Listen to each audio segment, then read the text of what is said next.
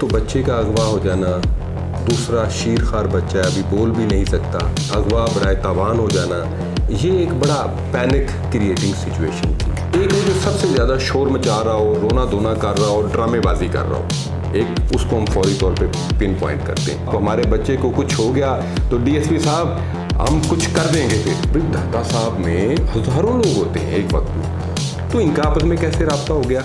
जी sir साहब, ये 2013 की बात है। मैं उस वक्त डीएसपी मॉडल टाउन सर्कल था। तो इत्तला मिलती है कि 11 माह का बच्चा अगवा हो गया है और उनको मैसेज मिला है। बच्चे का वालिद एक सरकारी महकमे में एहलकार था, तो उसको मैसेज मिला, चिट्ठी एक मिली कि अगर तुम बच्चे को ज़िंदा चाहते हो तो 10 लाख का बंदोबस्त करो।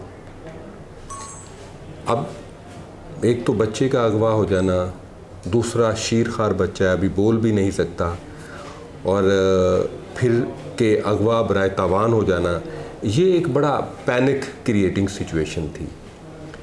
उस वक्त ये थाना लियाकताबाद का केस था। थाना लियाकताबाद में मुझे अभी तक क्लियर याद है कि इंचार्ज इन्वेस्टिगेशन इंस्पेक्टर आसिफ अता था और एसएचओ इंस्पेक्टर तारिक परवेज़ बड़ाइच, दोनों बड़े सीजन, बड़े समझदार पुलिस अफसर हैं। तो अब हमने अफसरान बाला को बताया कि सर ये एक बड़ी सीरियस सिचुएशन हो गई है, तो इसका अब हमने हल करना है। उसके लिए मैंने टीम एसएचओ और इंचार्ज इन्वेस्टिगेशन पर मुश्तमिल एक टीम बनाई और टीम बना के हमने इस पे काम करना शुरू कर दिया। और सबसे पहले हमने चेक किया कि हालात क्या हैं, किन हालात के तहत वो बच्चा अगवा हो, बिकॉज कभी ऐसा हुआ नहीं कि 11 माह का बच्चा अगवा भी हो जाए और उसके लिए तावान भी मांग लिया जाए। हुआ यूँ, वाक़यात कुछ इस तरह के हैं। जब हमने उसके वालिद से, बच्चे के वालिद से चेक किया तो उसने बताया कि मेरी छोटी बेटी ईमान फ़ातिमा 7 साल की बच्ची थी, तो उसको उसके चचा ने कहा कि बेटा आप चले जाओ, ज़रा बाज़ार चले जाओ अपने छोटे भाई को लेकर, तो जाके कुछ निमको और कुछ इस किस्म की चिप्स वगैरह लेके आ जाओ। तो बच्ची ने कहा कि मैं छोटे भाई को ले जाऊं। उन्होंने कहा आप छोटे भाई को ले जाओ क्योंकि आप इसको देखभाल कर सकते हो, इसको साथ ले जाओ। बच्ची जब बाहर जाती है तो रास्ते में मोटरसाइकिल पर उसको 2 बंदे मिलते हैं। वो कहते हैं कि बेटा तुम्हारे बाबा कह रहे हैं कि ये बच्चा आप हमें हैंड ओवर कर दो, तो तुम ये निमको वगैरह लेके घर चली जाओ। अब बच्ची समझदार थी। बच्ची ने कहा कि जी आपको मेरे बाबा कैसे मिल गए, वो तो घर पे नहीं, वो तो काम पे गए हुए, तो मैं तो आपको अपना भाई नहीं दूंगी।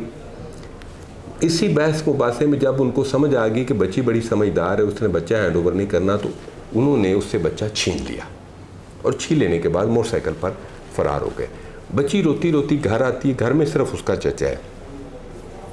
तो चचा को वो बताती है कि इस तरह मेरे साथ ये वाक़या हो गया। चचा भी बड़ा परेशान हो गया, तो वो भी उसके साथ फिर बाहर जाता है, पार्क में, इधर उधर गलियों में, हर जगह तलाश करते हैं, लेकिन बच्चा नहीं मिलता। बच्चे के वालिद को इतला दी जाती है, मोहल्ले में कोहराम मच जाता है कि जी 11 माह का जो बच्चा था। तो उसमें इस तरह हुआ कि अब पुलिस को इतला हो गई।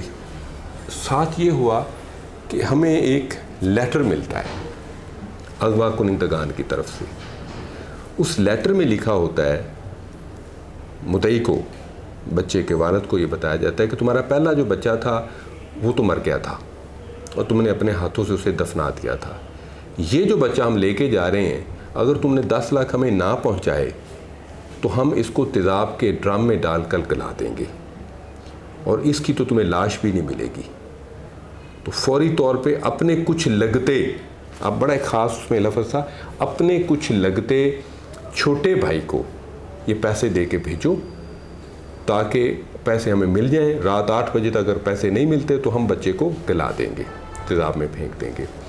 अब माँ का रो रो के बुरा हाल, दादी का बुरा हाल, मोहल्ले के तमाम लोग भी, हम लोग भी बड़े इसमें टेंस थे कि बच्चे को हर सूरत में बचाना है। अब इसमें प्रोग्राम ये बना हमारा पुलिस का कि बच्चा जो चचा है बच्चे का, ये 10 लाख रुपए, अच्छा 10 लाख आपको बताऊं किस तरह अरेंज हुआ। मोहल्ले वालों ने 5 लाख रुपया, उसने को प्लाट बेचा था तो वो उसके पास था, बाकी मोहल्ले वालों ने आपस में चंदा जमा करके वो 10 लाख पूरा किया। अब ये देखें कि इंसानों की, मोहल्लेदारों की एक दूसरे से मोहब्बत, उस बच्चे के लिए मोहब्बत, तो उन्होंने कंट्रीब्यूट करके 10 लाख पूरा कर दिया। अब 10 लाख लेके जब वो रवाना हुआ है बच्चे का चचा, तो हमने सादा कपड़ों में अपने 3 जवान मोटरसाइकिलों पे उसके पीछे एक फासले पर लगा दिए कि ताकि हम उसको ट्रैक कर सकें और उसको पता भी ना चले। यहाँ पे मुदई ने एक टेक्निकल गलती की, उसने भी अपने एक दोस्त को मोटरसाइकिल पे उसके पीछे लगा दिया ताकि बच्चे की जो सेफ़ रिकवरी है वो मुमकिन हो सके। कुछ देर बाद मुदई की कॉल आई कि सर कुछ नामालूम लोग मेरे भाई का पीछा कर रहे हैं। अब वो नामालूम लोग तो हमारे अपने जवान थे जो उसको पीछा कर रहे थे। तो मैंने फिर जवानों को फौरी तौर पे कहा, मैसेज दिया कि आप लोग पीछा छोड़ दें और आप वापस आएँ, बिकॉज़ ये थोड़ा सा मसला गड़बड़ हो गया। और मुदई को हमने बता दिया कि वो हमारे जवान थे, तो आपने जो अपना बंदा लगाया हमें पूछे बगैर लगा दिया, इससे कुछ मसला गड़बड़ भी हो सकता था। लेकिन ये सिचुएशन इतनी टेंस थी कि अब यहाँ पे आर्गूमेंटेशन का हमारे पास ना वक्त था ना उसका मौका था। अब जो मुदई का बंदा पीछे लगा हुआ था वो भी रश में मिस हो गया उसके भाई से। भाई का नाम आप समझ लें कि सलमान है, फर्जी नेम है, असल नाम तो और है, सलमान है। तो कुछ देर के बाद, 3 घंटे के बाद बच्चे का चचा बच्चे को लेके वापस आ गया। इस दौरान में हमने अपना होमवर्क, CDR वगैरह का होमवर्क कर चुके थे। तो अब तमाम लोग सब बेचारे बड़े खुश हैं, बच्चा वापस आ गया, तमाम के चेहरे पे खुशी है। बच्चे का चचा भी बड़ा खुश है, बच्चे को लेके आके मेरे दफ्तर बैठे हैं, मिठाई मंगाई गई, सब ने मिठाई खाई, चाय पी। अब जब सब लोग जाने लगे तो यहाँ पे एक सिचुएशन पैदा होती है। बच्चे का चचा जब जाने लगा तो मैंने कहा सलमान साहब आप ज़रा बैठ जाएं, आपसे कुछ ज़रूरी बातें करनी है। साथ ही मैंने उसका बाजू पकड़ा और अपने साथ कुर्सी पे बिठा लिया। बच्चे का वालिद कहता मेरे भाई को क्यों पकड़ रहे हैं, इसको क्यों कह रहे हैं, इसने तो इतनी मदद की, इसने जान हथेली पे रख के बच्चे को लेके आया है। मैं कह जी कुछ बातें सिर्फ पुलिस वाले जानते हैं, आप नहीं जानते, आप जाएं बच्चे को लेके, आपको थोड़ी देर में बताते हैं। 3 सवाल मैंने रखे, चचा जो बच्चे का था सलमान उसके सामने। मैंने कहा जी पहला सवाल, जब बच्ची को आपने निम्को वगैरह लेने के लिए भेजा था तो आपने उसको क्यों स्ट्रेस देकर कहा था, जोर देकर कहा था कि आप बच्चे को साथ लेके जाओ? आप घर पे थे, बच्चे को आप ही लुक आफ्टर कर सकते थे, और बच्ची को आप निम्को के लिए भेज रहे हैं, 7 साल की बच्ची को, आप खुद क्यों नहीं गए? मैंने कहा जी मेरा दूसरा सवाल आपसे कि जब आपको पता चल गया कि बच्चे को छीन के ले गए हैं 2 लड़के, तो आपने फौरी तौर पे बच्चे के वालिद को क्यों इतला नहीं दी, पेरेंट्स को इतला नहीं दी? आप खुद बच्ची के साथ मिलके पार्कों में, गलियों में इधर उधर तलाश करते फिर रहे हैं, आपको तो फौरी तौर पे 15 पे कॉल कर देना चाहिए थी और बच्चे के तमाम अहले मोहल्ला को भी बताना चाहिए था, आपने नहीं बताया। और मेरा तीसरा सवाल, आप 10 लाख रुपए लेकर गए हैं, आपको कैसे पता चला कि जिसने बच्चा अगवा किया है वो कहाँ पे है और आपका उसका कांटेक्ट कैसे हो गया? तीनों सवालों को सुनने के बाद सलमान साहब का रंग पीला पड़ चुका था। तो मैंने कहा कि जी सलमान साहब, अब मेरे कुछ और भी सवाल हैं। वो 2 लड़के कौन थे जो बच्चे को लेके गए थे, और वो 10 लाख रुपए किधर है, और वो बच्चा जो आपने रखा था वो किस जगह पे रखा था? तो मेरी आपसे रिक्वेस्ट है कि आप ये चीज़ें मुझे पोलाइटली बता दें। तो मैं आप पे सख्ती नहीं करना चाहता, क्योंकि वो कोई प्रोफेशनल क्रिमिनल नहीं था। 2-3 मैंने सख्त सवाल किए हैं तो पसीना उसके माथे पे टपक रहा था, और लंबे लंबे वो सांस लेना शुरू हो गया। तो मैंने कहा जी आए चलें अगली बात करें। उसने कहा सर मुझे मारेंगे तो नहीं? मैं कहा क्यों मारेंगे भाई, हमें बिल्कुल कोई, आपको किसने कहा कि पुलिस मारती है, आप सच बात बताएंगे आपको कुछ भी नहीं कहा जाएगा। कहते सर बात ये थी कि बच्चा, मैंने, मेरे दोस्तों ने और मेरी एक गर्लफ्रेंड है, आप सबने मिलके ये बच्चा अगवा किया था और प्लान किया था। हुआ ये था कि ये बेरोज़गार था, इसने एक डिप्लोमा वगैरह भी किया, जॉब इसको फिर नहीं मिली, ख़र्चा इसका पूरा नहीं होता था। तो इसको पता चला कि जो बड़ा भाई है, कंबाइन फैमिली सिस्टम था, उसने प्लॉट बेचा तो उसके पास 5 लाख है। तो 5 लाख की बजाय इसने 10 लाख इसलिए मांगा था कि अगर 5 लाख मांगा तो फिर तो पता चल जाएगा कि घर के बंदे को ही इस बात का सारी का इल्म है। इसकी एक दोस्त भी थी जिसकी फरमाइशें पूरे करने के लिए भी इसके पास पैसे नहीं होते थे, तो उसकी फरमाइशें पूरे करने के लिए भी ये इस किस्म की वारदात ज़रूरी थी। 2 बेरोज़गार दोस्त इसके और इसके साथ मिल के, जिनको इसने वादा किया कि तुम्हें मैं 1-1 लाख रुपया दूंगा। तरीक़ाकार ये था कि इसने उनको भेजा बच्ची को बाहर। उन लड़कों था जो तो इसके दूसरे साथी थे, उनका प्लान था कि इसको बहला फुसला के उससे बच्चा ले लेंगे, लेकिन बच्ची बड़ी समझदार और ज़हीन थी। उसने बच्चा जब देने से इनकार किया, इन्होंने छीनने के बाद वहीं उसी जगह पे धल्ले फ्लैट्स में एक फ़्लैट था, ये बच्चे को वहाँ पे ले गए थे और वहाँ पे बच्चे की देखभाल की ज़िम्मेदारी इसकी गर्लफ्रेंड की थी। उसने उसका ख्याल रखना था, उसका ख्याल रखा गया। इसी दौरान इसने वो चिट्ठी लिखी जिसमें वो सारा कुछ था और वगैरह वगैरह कि जी हम ये कर देंगे और इंतज़ाम में गिला देंगे।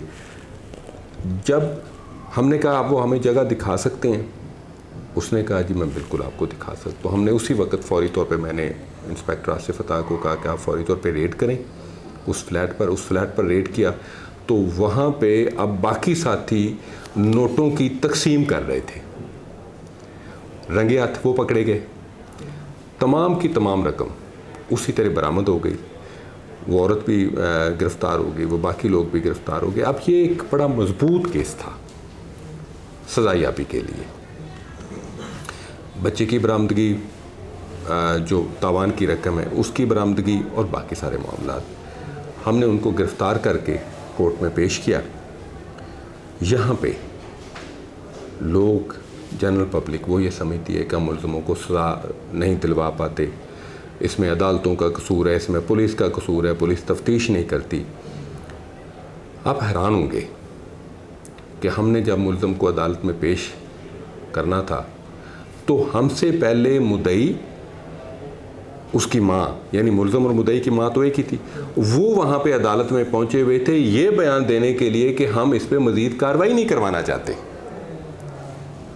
देखें, ये वो फैक्टर्स हैं जिसकी वजह से हम मुल्ज़िमों को सज़ा नहीं दिलवा पाते। यही चचा अगर पैसे ना पहुँचते या वो घबरा गए या बच्चे अगर शोर मचाता हो तो उसके अगर मुंह को बंद रखने की कोशिश करते तो बच्चा मर भी सकता था। लेकिन उस सोशल प्रेशर के नीचे जो मुल्ज़िम और मुद्दई की माँ थी, जो बच्चे की दादी थी, उसके प्रेशर की वजह से उन्होंने मैजिस्ट्रेट साहब के सामने बयान दे दिया कि जी हम इस पर कोई कार्रवाई नहीं करवाना चाहते, आप इस प्रोसीडिंग को ख़त्म कर दें। उसके बावजूद हमने फिर भी उसको चालान करके भेजा, लेकिन इन हालात में सज़ायाबी मुमकिन नहीं थी। तो वो मुल्ज़िम उस केस में सज़ायाब नहीं हो सके। लेकिन हमें सेटिस्फेक्शन इस बात की थी पुलिस की कि पुलिस ने 24 घंटे के अंदर अंदर उस पूरे केस को सॉल्व कर लिया, बच्चे की जान बचा ली और जो तावान की रकम है वो तावान की रकम हम वापस मुद्दई तक पहुंचा दी। हम जब भी किसी वारदात पे जाते हैं जो हीनियस किस्म की वारदात हो, तो हम 2 किस्म के लोगों को बड़े गौर से देखते हैं। एक वो जो सबसे ज़्यादा शोर मचा रहा हो, रोना धोना कर रहा हो, ड्रामेबाजी कर रहा हो, एक उसको हम फौरी तौर पे पिन पॉइंट करते हैं। और दूसरा वो जो बिल्कुल गुमसुम बैठा हो, बिल्कुल कोई एक्टिविटी में हिस्सा ना ले रहा हो। ये दोनों बड़े अहम कैरेक्टर्स होते हैं किसी भी वारदात के। इस वारदात में जो चचा था ये ओवर रिएक्ट कर रहा था, बल्कि बार बार ये कहता था कि हम सड़क ब्लॉक करेंगे, हम मुजाहरा करेंगे, आप हमारे बच्चे को कुछ हो गया तो डीएसपी साहब हम कुछ कर देंगे फिर। अब ये जो उसकी ड्रामेबाजी थी ना, सबसे पहले तो हमने उसको लाइमलाइट में ले लिया कि ये ओवर रिएक्ट कर रहा है। फिर सेकेंडली उसकी जो बॉडी लैंग्वेज थी वो बड़ी मशकूक थी। वो जो हरकतें कर रहा था, हज़ियानी किस्म की हरकतें कर रहा था, एक जगह पे आंख टिका के बात नहीं करता था, बड़ी उसमें बेचैनी थी। उसके अलावा कुछ ऐसी चीज़ें थीं जो उस निशानदेही उसकी तरफ लेके जा रही थी। यानी अगवा करने वालों का जो ताल्लुक़ है वो सिर्फ इसके साथ है, वो अपना कोई मोबाइल नंबर भी नहीं दे रहे। अच्छा, ये कह रहा है कि दाता साहब मैं उसको जाके पैसे भी दे। भाई दाता साहब में हज़ारों लोग होते हैं एक वक्त में, तो इनका आपस में कैसे रब्ता हो गया? इन बातों पे हमें मुकम्मल तौर पे ये क्लियर हो चुका था कि जो मेन कैरेक्टर है वो यही बंदा है जो इस अगवा के पीछे है और जो इस तावान की रकम को वसूल कर चुका है, क्योंकि उसके अलावा दूसरा कोई कैरेक्टर भी नहीं आ रहा था सामने। और जो पुलिस की कैलकुलेशन है, ये जो सब मैथमेटिक्स की कैलकुलेशन की तरह होती है। पुलिस तफ्तीश इज़ लाइक मैथमेटिक्स, 2 + 2 4 ही होता है, 2 + 2 3 नहीं हो सकता। और यही वजह है जो समझदार पुलिस अफसर होता है वो यूँ आंखें बंद करके कहता है, फिर कहता है कि ये वारदात फलां बंदे ने की होगी। वो क्यों की होती? उसका तजर्बा, उसकी दानाई, उसकी विजडम, उसकी मामला फहमी। तो फिर इतने लोगों को आप मिले होते हैं, इतनी वारदातें आपने ट्रेस की होती हैं। भाई मैं छोटी सी बात करता हूँ, एक वारदात यानी कितनी वारदातें की होंगी? 10, 20, 50, 60, 70। उसके मुकाबले में जो तजर्बाकार पुलिस अफसर, उसने सैकड़ों केस हल किए होते हैं। तो ये एक अब जहानत का और तजर्बे का मुकाबला है। तो पुलिस अफसर को जहानत में, तजर्बे में और विजडम में क्रिमिनल से हमेशा 2 कदम आगे होना चाहिए, नहीं तो फिर क्रिमिनल विन कर जाएगा। तो पुलिस अफसर को विन करने के लिए हर लिहाज में, अब अगर आईटी का दौर है तो पुलिस अफसर को आईटी की सलाहियत में भी मुजरम से ज़्यादा आगे होना चाहिए। So these were the reason कि हम उसको ट्रेस करने में, पकड़ने में और रिकवरी में कामयाब हो गए। ये चीज़ भी हमें उसके सलमान चचा तक पहुंचने में हमें हेल्प कर गई कि कांटेक्ट नहीं है, राब्ता नहीं है, सिर्फ दाता साहब है। तो फिर ये आपस में कैसे टाई अप हो गए? ये एक बड़ा लूप होल था मुलज़मों की प्लानिंग में, और उस लूप होल का हमने फ़ायदा उठाया। इसमें सज़ाए मौत है, डेथ पेनल्टी या उम्र कैद है। ये संगीन तरीन जुर्म है। अगवा बराए तावान आप यूँ समझें कि सज़ाए मौत का केस कत्ल के बराबर है। तो इस पर बड़ा 365A ताज़ीरात पाकिस्तान के तहत सज़ाए मौत का केस है, जो सिर्फ वही रिश्तेदारी के चक्कर में और माँ बेटे और भाई भाई के चक्कर में वो सारा केस उस फैमिली ने कानूनी तौर पे ख़राब कर दिया। लेकिन पुलिस की तरफ से इस केस में तमाम जो शराइत थी, जो तमाम चीज़ें थी वो मुकम्मल की गई थी। वो एक परफेक्ट केस तैयार किया गया था।